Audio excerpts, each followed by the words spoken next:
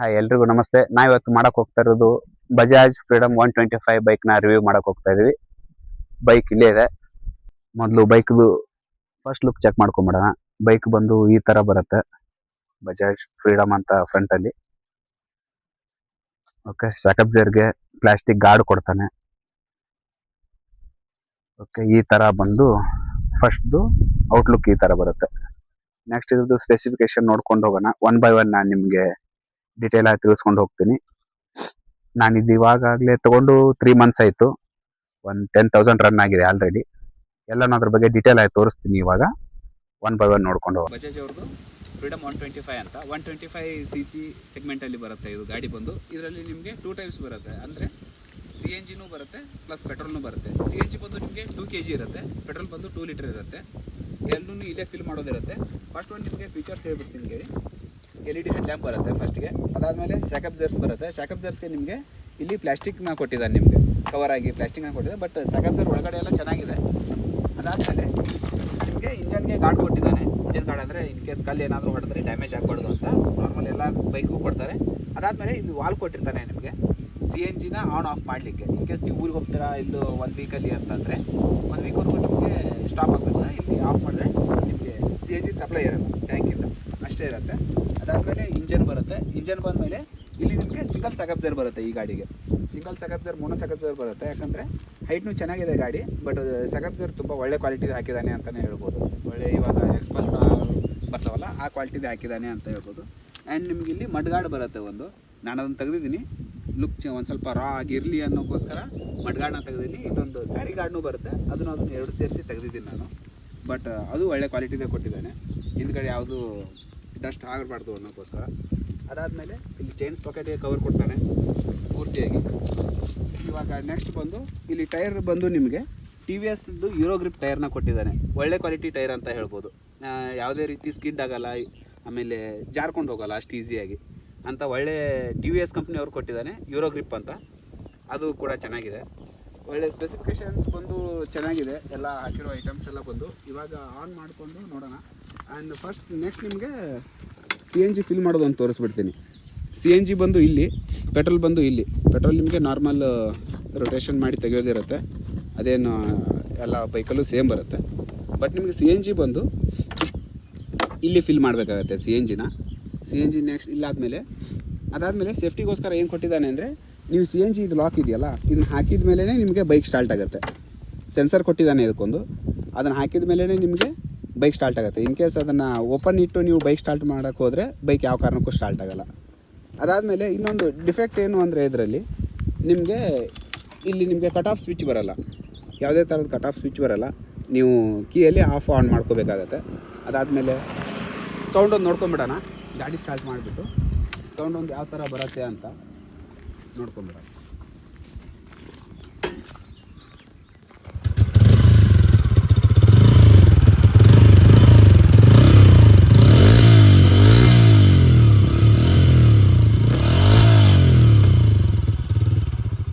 ಈ ಥರ ಸೌಂಡ್ ಇರುತ್ತೆ. ಸೌಂಡ್ ಬಂದು ನಿಮಗೆ ಅಪ್ರಾಕ್ಸಿಮೇಟ್ಲಿ KTM ಥರ ಸೌಂಡ್ ಬರುತ್ತೆ ಅಂತ ಹೇಳ್ಬೋದು. ಬಟ್ KTM ಥರ ಫುಲ್ ಹಾರ್ಡಾಗಿ ಬರೋಲ್ಲ ಸೌಂಡು. ಬಟ್ ನಾರ್ಮಲಿ ಕಂಪ್ಯಾರಿಸನ್ ಬಂದು KTM ಥರ ಬರುತ್ತೆ.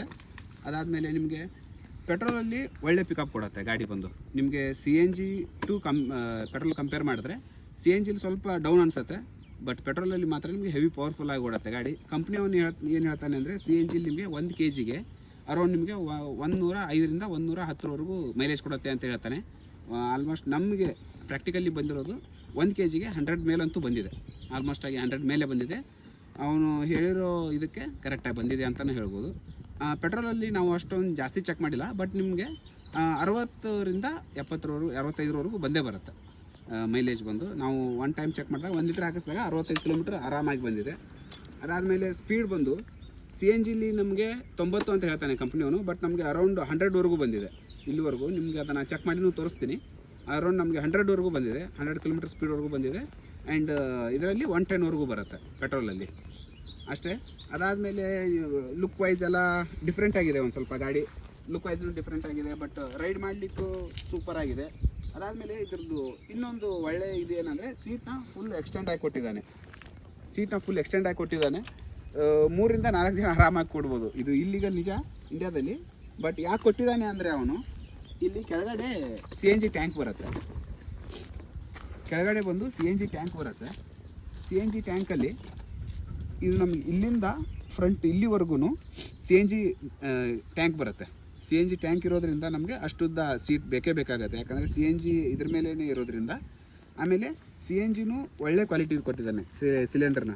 ಇದು ನಮಗೆ 16ರಿಂದ 20 kg ವರೆಗೂ ಬರುತ್ತೆ.